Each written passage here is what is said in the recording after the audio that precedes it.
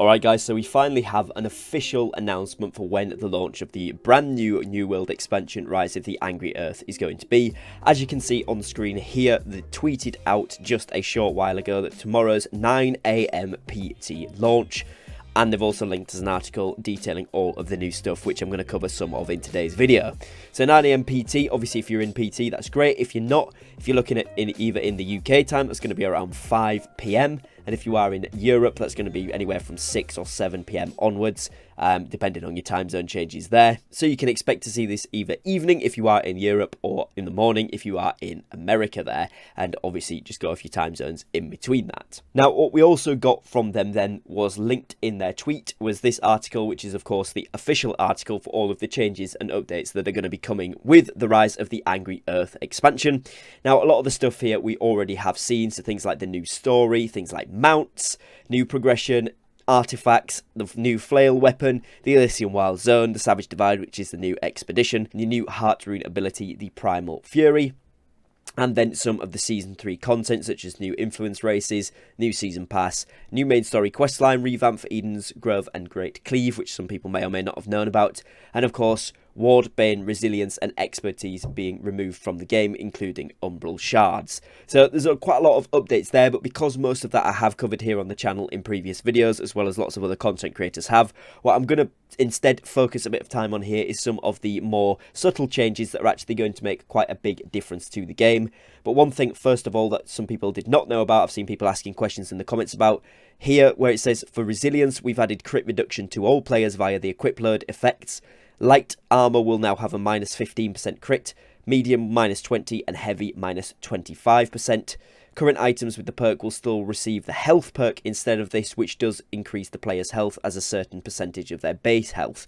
So this is quite important. So Resilience, it's gone out of the game in terms of perks and is instead moved on to the equip load to take that percentage of crit reduction. Now there has been lots and lots of fixes, changes, updates, etc. done to the game with this. If you can see the article, I'll leave it linked down below in the description if you do want to check out any specific sections for yourself, but there is absolutely an absurd amount to cover for one video. But what I am going to do is go over some of the most important things.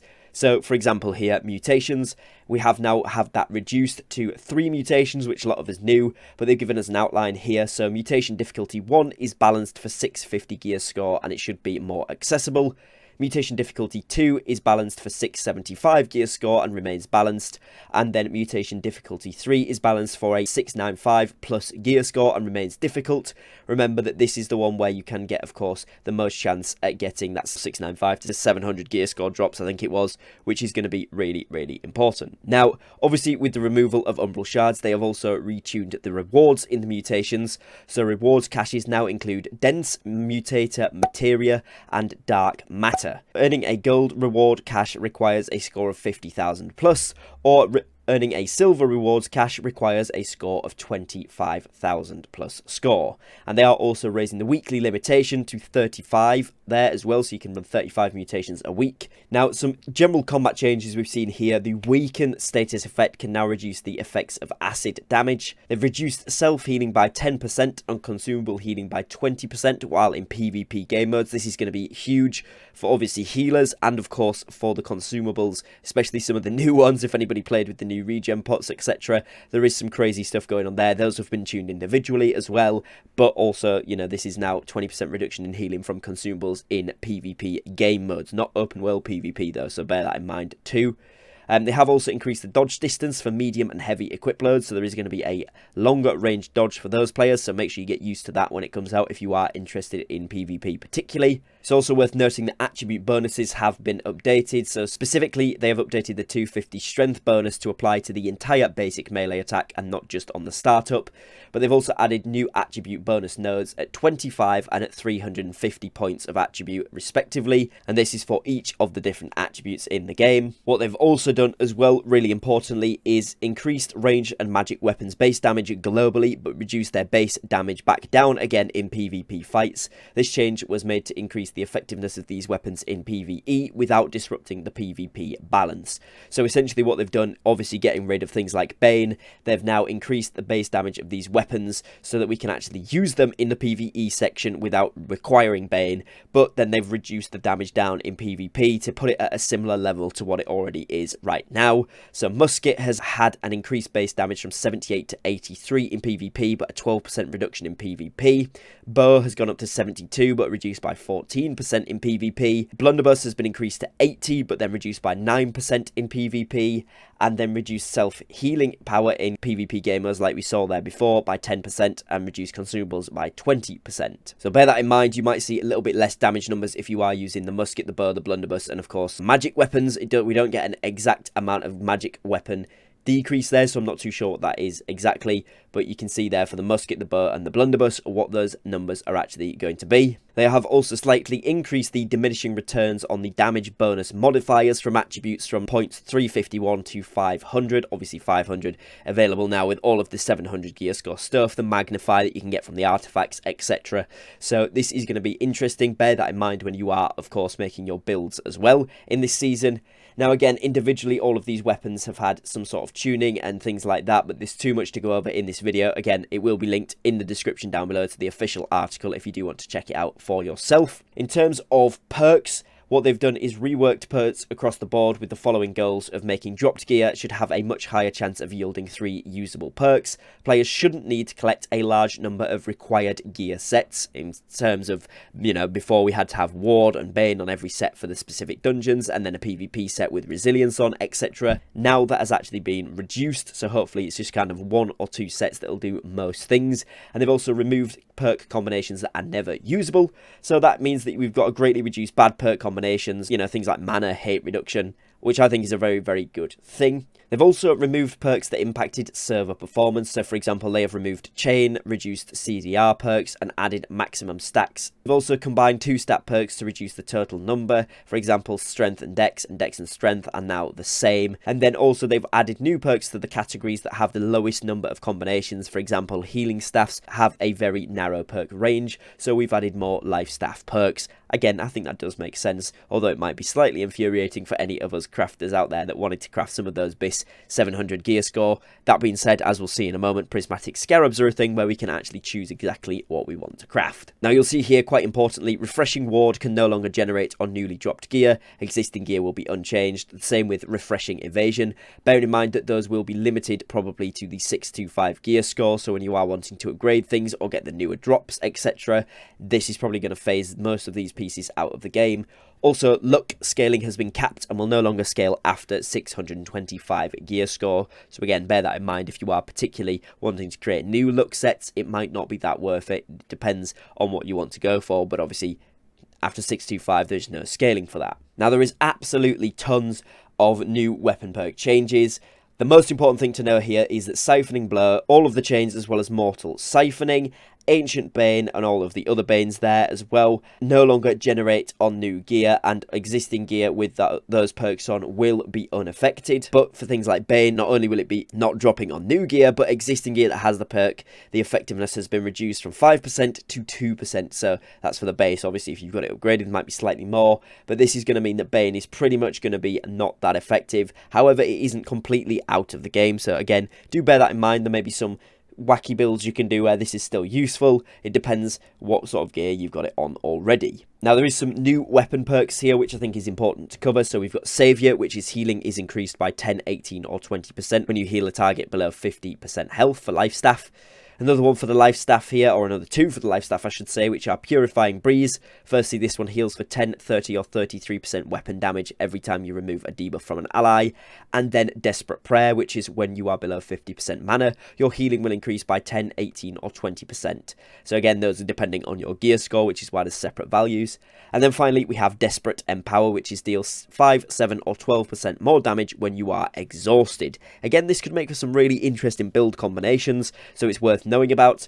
Shield perk changes, there is a few there again, but there is some new shield perks. Firstly, we have healing defense, which is on block, you heal for 100, 250 or 300 health on a kite shield only, and counter attack, which is on a block, you gain 30% empower for 4 seconds, again on kite shield only. There is tons and tons of ability perk changes. Again, if you want to read over those, feel free to do so. I will leave it linked in the description below.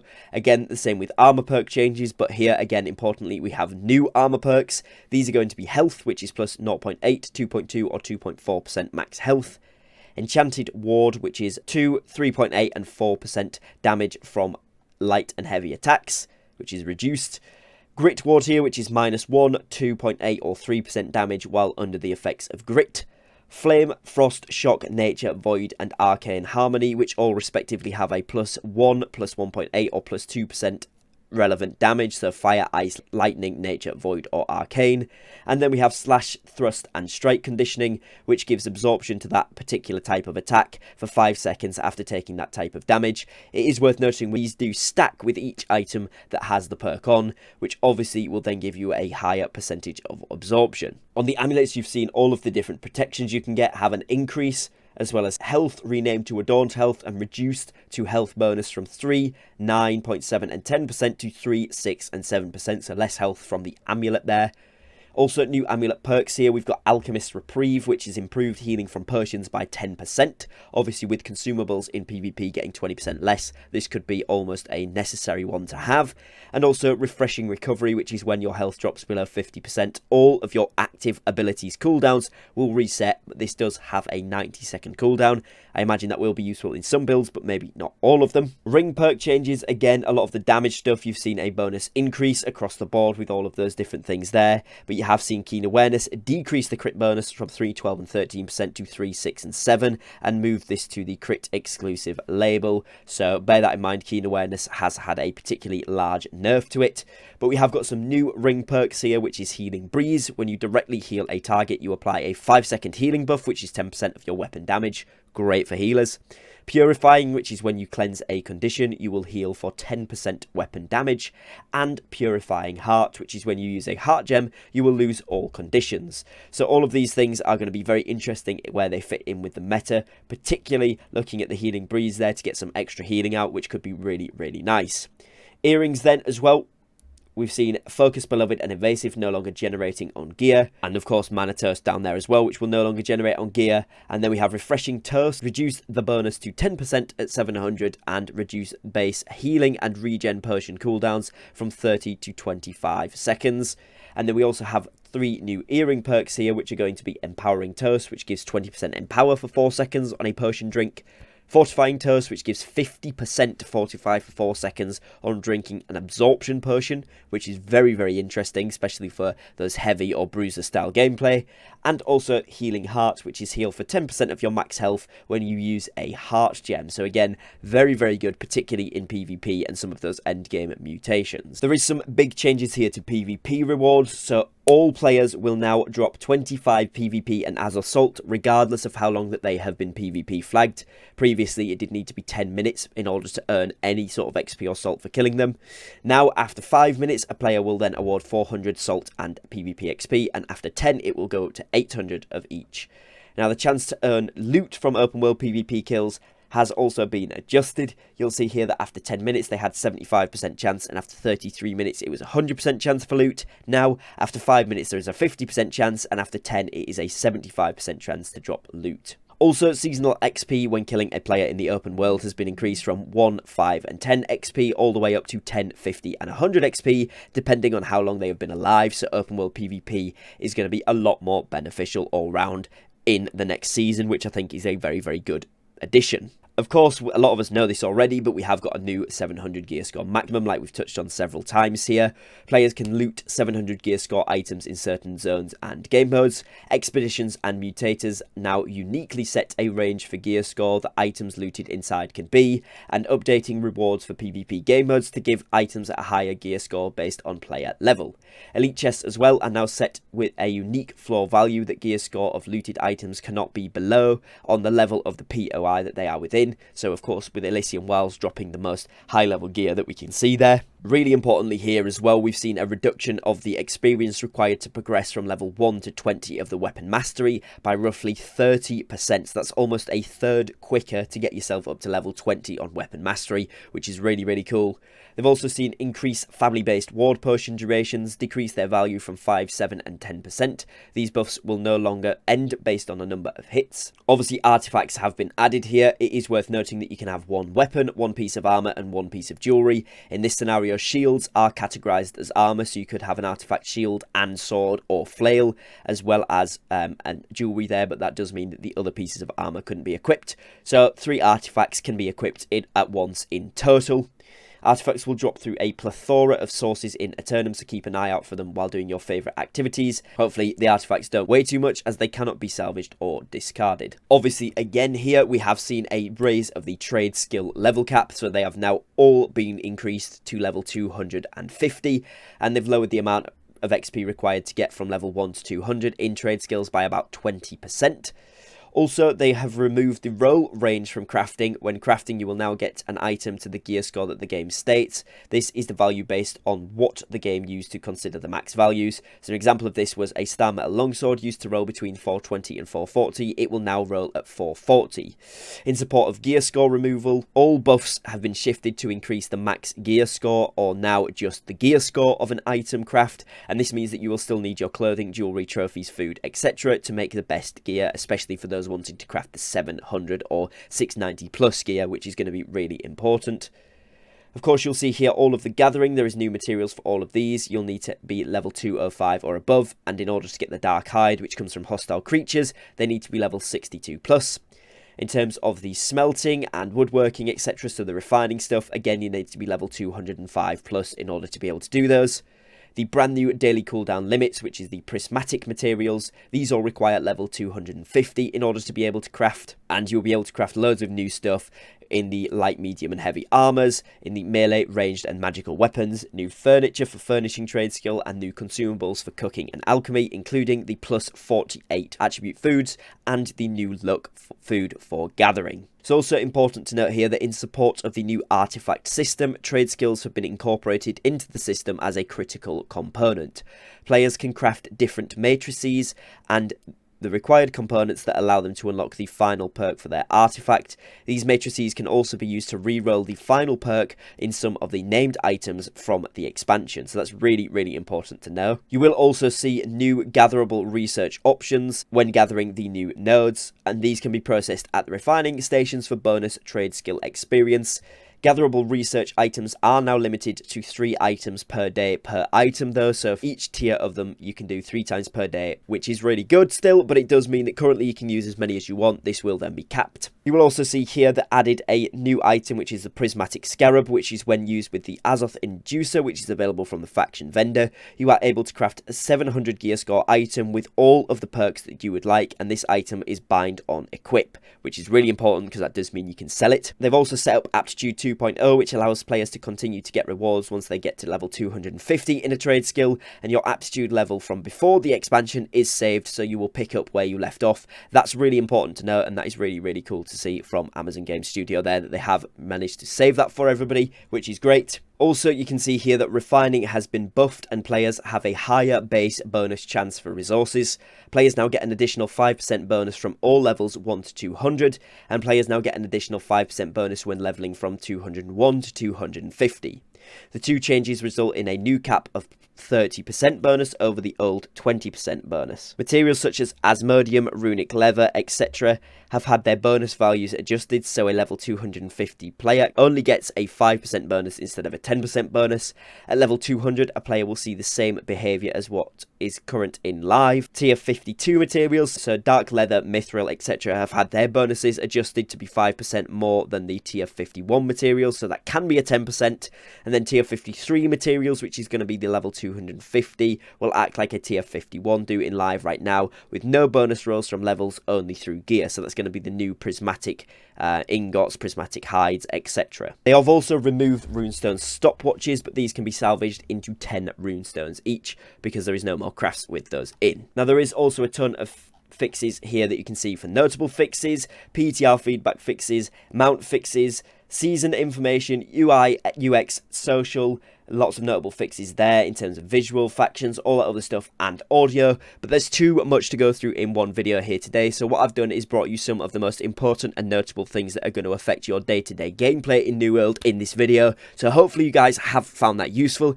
If you have, please do be sure to drop me a like and a comment on today's video. Make sure you subscribe to the channel. We are going to be covering loads and loads of content with the release of this expansion, so stay tuned, don't miss out on that one. Make sure you got the notification bell turned on, and other than that, I will catch you guys again very shortly in a brand new upload. So take care and peace.